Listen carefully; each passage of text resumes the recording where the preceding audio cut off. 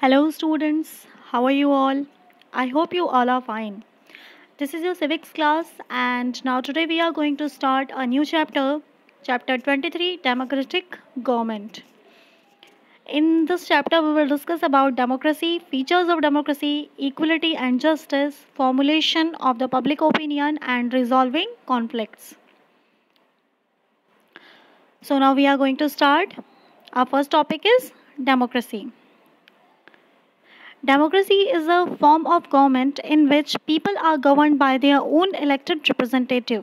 जो डेमोक्रेसी होती है, डेमोक्रेटिक कंट्रीज़ होती हैं, उनमें जो वहाँ के लोग होते हैं वो अपने खुद के लोगों को मतलब अपने खुद के रिप्रेजेंटेटिव को इलेक्ट करते हैं गवर्न करने के लिए। मतलब उन्हें फ्रीडम होता है कि वो अपने खुद के मतलब अपनी चॉइस के रिप्रेजेंटेटिव को इलेक्ट कर सकें। It is a government of the people for the people and by the people. ये जो डेमोक्रेसी होती है वो एक ऐसी गवर्नमेंट होती है जो लोगों की गवर्नमेंट होती है, लोगों के लिए और लोगों के द्वारा गवर्नमेंट होती है। In this system, the governance, it is the people who are supreme and sovereign। ये जो डेमोक्रेसी होती है उसमें जो पीपल होते हैं, जो लोग होते हैं, वो ही सबसे सुपीरियर होते हैं। एंड लोगों को ये भी राइट होता है कि वो अपने रिप्रेजेंटेटिव को इलेक्ट कर सकें। In democracy people have the right to elect their leaders. अभी मैंने आपको बताया कि जो डेमोक्रेसी होती है उसमें लोगों को ये अधिकार होता है, ये राइट होता है कि वो अपने लीडर्स को इलेक्ट कर सकें। People have the right to express their views freely about government policies and performance. जो लोग होते हैं उन्हें ये राइट होता है कि वो अपने व्यूज़ को फ्रीली एक्सप्रेस कर सके गवर्नमेंट पॉलिसी या उनकी परफॉर्मेंस के। मतलब वो गवर्नमेंट को क्रिटिसाइज़ भी कर सकते हैं बट इन मतलब लॉ एंड ऑर्डर को मेंटेन करके। The government is answerable and responsible to the people for its action. जो भी वो एक्शन लेती है गवर्नमेंट, वो उसके लिए मतलब वो लोगों के लिए आंसरेबल होती है। मतलब लोगों को आंसर देना एक गवर्नमेंट की एक जवाबदेही है। India is a democracy, it is ruled by the people. जो इंडिया है वो एक डेमोक्रेसी है, जैसा कि हम सभी जानते हैं, लास्ट चैप्टर में भी हमने डिस्कस किया था। और ये जो इंडिया है वो लोगों के द्वारा गवर्न की जाती है, क्योंकि जो पीपल है, जो यहाँ के लोग हैं, उन्हें यह अधिकार है कि वो अपनी गवर्नमेंट को खुद से चुन सकें। Right. All adult citizen of the country who are 18 years और above in age have the right to vote. जो इंडिया है उसमें 18 साल के या उससे अधिक के जो लोग हैं वो वोट कर सकते हैं। मतलब उन्हें ये राइट होता है कि वो वोट कर सकें। That is why our country has a representative democracy. इसीलिए जो हमारी कंट्री है वो कैसी है, रिप्रेजेंटेटिव डेमोक्रेसी है। The role of the citizens is of great importance in a democracy. They have to know what they should expect from their elected representatives। जो हमारी कंट्री है, किसी भी कंट्री जो डेमोक्रेटिक कंट्री होती है उसमें सिटीजन्स होते हैं, जो वहाँ के नागरिक होते हैं, उन्हें ये जानना बहुत ही ज़रूरी है कि वो किस तरह से अपने रिप्रेजेंटेटिव को चुनें। Citizens should be aware of their right as well as duties. जो वहाँ के सिटीजन्स या नागरिक होते हैं उन्हें ये जानना बहुत ही ज़रूरी होता है कि उनके अधिकार क्या क्या हैं और उनकी ड्यूटीज़ क्या क्या हैं। दे मस्ट हैव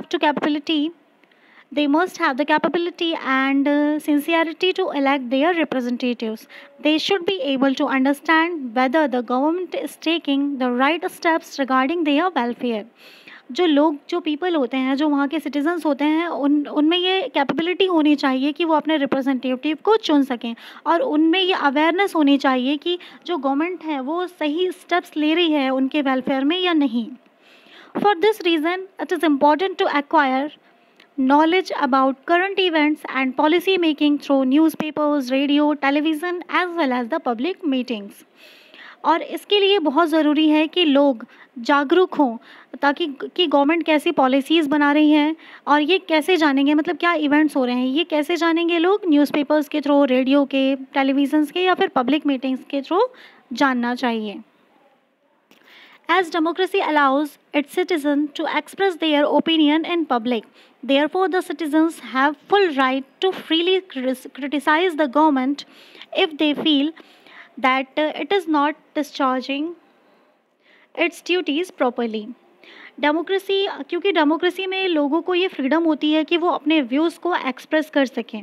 ठीक है, तो जो सिटीजन्स होते हैं वो अपनी कंट्री में अगर गवर्नमेंट अपने जो भी सारी चीज़ें हैं, जो भी सारी स्कीम्स हैं उसको प्रॉपरली नहीं कर रही है, मतलब प्रॉपरली अपने जो जो वर्क है उन्हें नहीं कर पा रही है, जो ड्यूटीज़ हैं उन्हें प्रॉपरली नहीं निभा रही है, तो जो लोग हैं वो क्या कर सकते हैं, वो गवर्नमेंट को क्रिटिसाइज़ भी कर सकते हैं, but law and order maintain करके, ठीक है। वो वायलेंस, बिना वायलेंस के वो जो गवर्नमेंट है उससे क्रिटिसाइज़ कर सकते हैं। फॉर एग्जांपल अभी जैसे रेलवे का निजीकरण होने जा रहा है, ठीक है, प्राइवेटाइजेशन होने जा रहा है, तो लोग क्या कर रहे हैं, अपोज कर रहे हैं, बट विदाउट वायलेंस, बिना वायलेंस के, right. The government, on the other hand, should give due respect to the views of the people speaking out against it. Some citizens feel that their vote will not make any difference to the outcome. अब लोगों को ये जानना होगा कि उनका जो vote है बहुत इम्पॉर्टेंट है, लेकिन कुछ सिटीजन्स, कुछ नागरिक ऐसे हैं जो ये सोचते हैं कि उनके एक वोट से क्या होगा, अगर वो वोट नहीं देंगे तो उससे क्या होगा। But if they do not involve themselves in the electoral process, dishonest and self-seeking candidate are likely to get elected. और अगर वो ऐसा सोचेंगे तो जो मतलब सही कैंडिडेट नहीं है हमारी कंट्री के लिए, वो कैंडिडेट्स चुने जा सकते हैं। Hence the citizens must exercise their right to vote in a proper way. इसीलिए जो भी सिटीजन्स हैं, जो भी नागरिक हैं हमारे कंट्री के, उन्हें बहुत ही प्रॉपर वे में अपने वोट का यूज़ करना चाहिए। Voting is the right as well as duty of a citizen in a democracy. जो वोटिंग है, जो मत का अधिकार है, वो एक राइट तो है ही बट एक ड्यूटी भी है। Every adult must vote rising above personal gains or consideration of caste, color, community, region और gender to choose the best candidate. हर एक सिटीज़न को बिना डिस्क्रिमिनेशन किए, मतलब बिना भेदभाव किए, बिना मतलब वो किसी पर्टिकुलर कम्युनिटी का है या फिर अपनी ही कम्युनिटी को कुछ लोग वोट देना चाहते हैं, ऐसा नहीं करना चाहिए।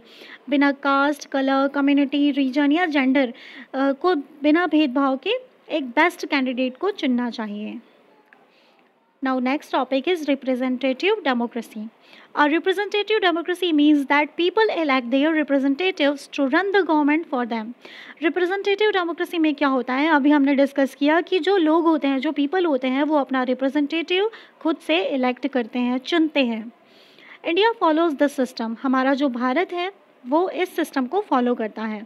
A representative democracy works in a particular way. People form political parties according to their views and objectives. जो रिप्रेजेंटेटिव डेमोक्रेसी होती है वो एक पर्टिकुलर वे में काम करती है। जो लोग होते हैं वो पॉलिटिकल पार्टीज़ को बनाते हैं, अपने व्यूज़ और ऑब्जेक्टिव्स को बनाते हैं। These parties choose there candidates, और वो जो पार्टीज़ होती हैं वो अपने कैंडिडेट्स को चूज़ करती हैं। During the campaign before election they announce to the people there would be programs and policies. और इलेक्शंस के पहले ही वो कुछ प्रोग्राम्स और पब्लिक मीटिंग्स करते हैं और उनके कुछ पर्टिकुलर ऑब्जेक्टिव्स होते हैं। This is known as the party manifesto, और उसे क्या कहा जाता है, पार्टी मैनिफेस्टो। जो उनके ऑब्जेक्टिव्स होते हैं, जो उनके प्रोग्राम्स होते हैं पर्टिकुलर पार्टी के, उन्हें पार्टी मैनिफेस्टो कहा जाता है। There are many people who do not wish to link themselves with any political party. कुछ लोग ऐसे होते हैं जो किसी भी पॉलिटिकल पार्टी से जुड़ना नहीं चाहते, and therefore contest elections as independent candidates. और इलेक्शंस जो हैं इंडिपेंडेंट कैंडिडेट्स के लिए भी किए जाते हैं। The role of political party is very important in a democratic country. जो पॉलिटिकल पार्टीज़ हैं उनका रोल एक डेमोक्रेटिक कंट्री में बहुत ही इम्पॉर्टेंट है। The members of a political parties keep the people informed about important issues by holding public meetings. जो political parties हैं वो पब्लिक मीटिंग्स को होल्ड करती हैं, मतलब पब्लिक मीटिंग करती हैं और जो इम्पॉर्टेंट इश्यूज़ हैं जो उस टाइम में चल रहे हैं उनके बारे में लोगों को जागरूक करती हैं। In a democratic country like India, nothing should be done or please or satisfy any particular individual or community. जो डेमोक्रेटिक कंट्रीज़ होती हैं जस्ट लाइक आर इंडिया, हमारे इंडिया में भी ऐसा होता है कि किसी भी एक पर्टिकुलर कम्युनिटी या किसी भी एक पर्टिकुलर इंडिविजुअल को सेटिस्फाई करके बहुमत प्राप्त नहीं किया जा सकता, मतलब मेजॉरिटी प्राप्त नहीं की जा सकती। Everything should be done keeping in mind the interest of all. और जो भी किया, मतलब जो भी पर्टिकुलर पार्टी के द्वारा किया जाता है वो सभी को माइंड में रख कर किया जाता है, मतलब सभी के इंटरेस्ट के लिए किया जाता है। Now our next topic is elections. The largest electoral exercise in the world by far is elections in India, as it makes close to 1 billion people exercise their franchise. जो हमारे इंडिया में elections होते हैं वो बहुत ही wide level पे होते हैं, क्योंकि अप्रॉक्स 130 बिलियन पीपल जो है वोट करते हैं, और बहुत ही वाइड प्रोसेस है हमारे इंडिया में.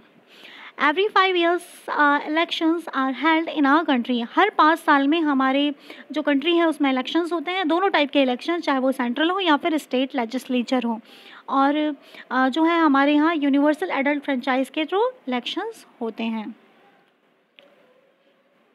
The parties put up candidates according to their ability, commitment to the party and dedication to serve the people. जो पार्टीज़ होती है वो अपने कैंडिडेट्स को उनकी कमिटमेंट या फिर उनके डेडिकेशन के ऊपर उन्हें एक पोस्ट प्रोवाइड कराती हैं. Right to vote is a constitutional right of every citizen. जो राइट टू वोट है, जो मत का अधिकार है, वो एक कॉन्स्टिट्यूशनल राइट है, एक संवैधानिक अधिकार है हर एक नागरिक के लिए, हर एक सिटीज़न के लिए. Political rights form a distinct category of human rights. Right to vote, right to contest in elections, and the right to hold public office are considered important political rights. We have universal adult franchise in our country. हमारी country में universal adult franchise है.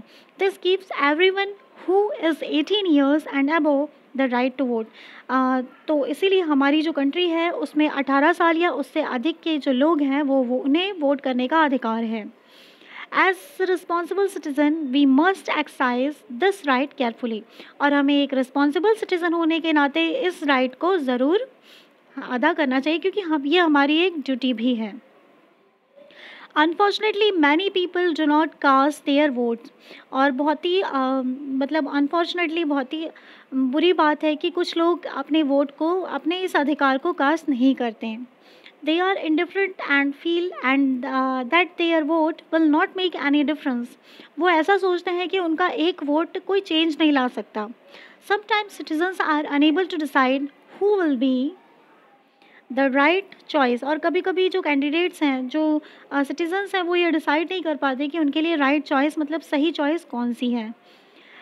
It is very unfortunate. It is very unfortunate that people are not aware that exercising their votes is one of the major duties of every citizen.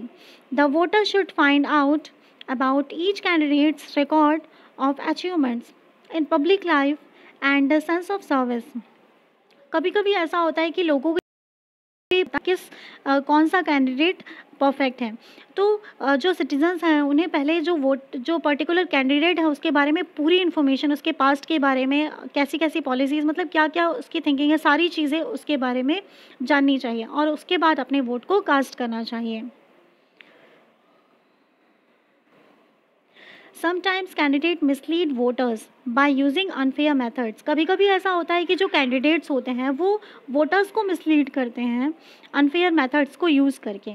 They appeal to caste regional and religious loyalties instead of the real issues facing the country.